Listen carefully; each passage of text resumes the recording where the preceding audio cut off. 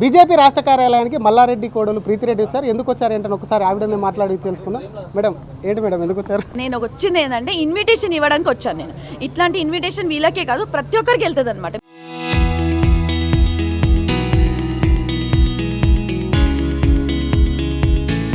ప్రతి ఒక్క పార్టీ నుంచి ప్రతి ఒక్క పెద్ద మనిషి కూడా ఇట్లాంటి ఈవెంట్కి రావాలి. మనం ఏం చేస్తున్నామంటే మొదటిసారి తెలంగాణలో హైదరాబాద్లో మన హైదరాబాద్లో అందరికీ స్టూడెంట్స్కి కలిపి the role of digital India అంటే మన బేసిక్గా మన భారతదేశంకి మనం నేషన్ కోసం మనం నేషన్ ఫస్ట్ అని చెప్పినారు కదా. నా మైండ్లో ఎప్పటికీ అదే ఉంటుంది.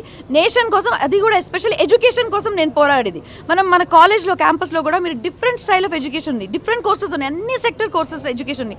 ప్రతి ఒక్క కోర్స్లో కూడా మేము ఏఐ ఇంటిగ్రేట్ చేస్తున్నాం. ఎందుకంటే మీరు చూడండి ఎక్కడికి వెళ్ళినా కూడా మీరు అగ్రికల్చర్ వెళ్ళినా కూడా ఏఐ కావాలి, మీరు ఫార్మసీకి వెళ్ళినా కూడా సప్లై మేనేజ్మెంట్ చైన్కి మీకు ఏఐ కావాలి, మీరు హెల్త్ కేర్కి వెళ్ళినా కూడా మీకు ఏఐ కావాలి.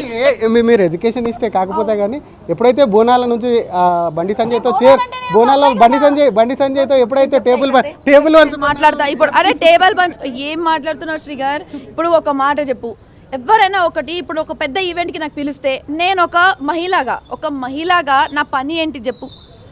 బతుకమ్మ నేను చేయనా? బోనాల పండుగ నేను చేయొద్దా? ఎక్కడైనా కూడా నేను చేయాలి. నా సాంప్రదాయం నా సంస్కృతి నేను చేయాలి. నేను ఒక హిందూ, ఇది గుర్తుపెట్టుకో. కానీ అది కాకుండా ఏది కమ్యూనిటీ కాస్ట్ కాదు ఇక్కడ. ఏది కూడా పండుగ పెద్ద ఎత్తున మనం జరిపించాలి. ఒక మహిళగా నేను ప్రతి ఒక్క పండుగ నేను జరిపిస్తాను. అది ఒకటి.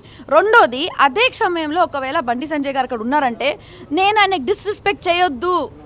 ఆ ప్లేస్లో బండి సంజయ్ గారే కాదు, వేరే ఏ మినిస్టర్ అయినా సరే నేను ఆగుతా. మా కేటీఆర్ అన్న కూడా నేను ఆగుతా, వెయిట్ చేస్తా, వాళ్ళకి రెస్పెక్ట్ ఇస్తా. వాళ్ళు ఎంత పెద్ద పొజిషన్లో వచ్చారంటే వాళ్ళ సీనియారిటీ, వాళ్ళ ఎక్స్పీరియన్స్, వాళ్ళ హార్డ్ వర్క్తో వచ్చారు కాబట్టి I respect that. And I'm an educationist. I'm here to support all the parties and also expect support from each and every party.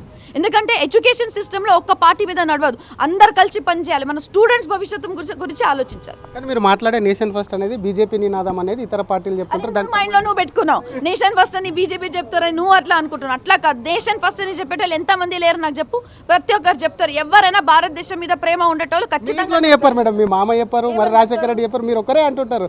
Bhagyanagar అంటూ హైదరాబాద్ పేరు భాగ్యనగర్ అంటూ నేషన్ ఫస్ట్. భాగ్యనగర్ అట్లా అనలేదు నాన్న. నీకు ఎవరైనా అడిగితే దీనికి హైదరాబాద్ అయినా భాగ్యనగర్ అంటే ఇప్పుడు హైదరాబాద్ ఆల్రెడీ పాకిస్తాన్లో ఉంది, అక్కడ పేరుంది, కన్ఫ్యూజ్ అవుతారు కదా. ఇప్పుడు నువ్వే చూడు, గూగుల్లో ఒక టైప్ కొట్టు చూడు.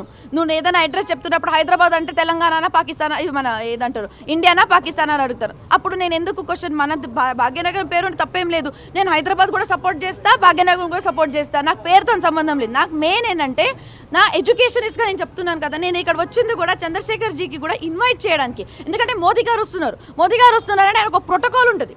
ఆ ప్రోటోకాల్ ఎట్లుంటుందంటే మన స్టేట్ ఫస్ట్ మన బీజేపీ మొత్తం అందరు కవరప్ కావాలి.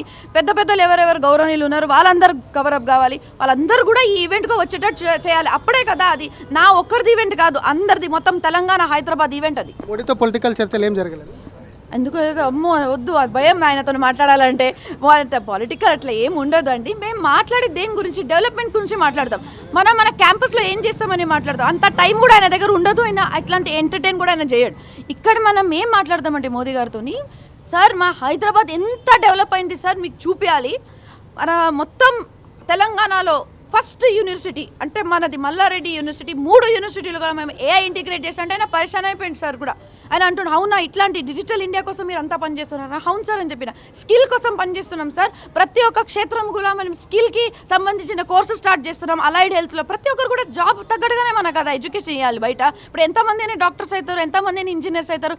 అలైడ్ హెల్త్లో కూడా టెక్నీషియన్స్ కూడా అవసరం ఉంది. ఇవన్నీ చెప్తే ఆయన కూడా ఇది అయిపోయిండు. ఇంకా వందే మాత్రం అంటే మన భారతదేశం పాట, అది నేషనల్ సాంగ్, అది పిలవాలి, అందరు పాడాలి. మన పిల్లలు కూడా యువతలు కూడా ఈ పాటలు జెండా పట్టుకొని పాడాలి. అప్పుడే కదా వాళ్ళకి పెట్రియాటిజం అని ఏముంది అర్థమవుతుంది. ఫ్యూచర్లో మిమ్మల్ని రాజకీయాల్లో చూడొచ్చా? చూద్దాం.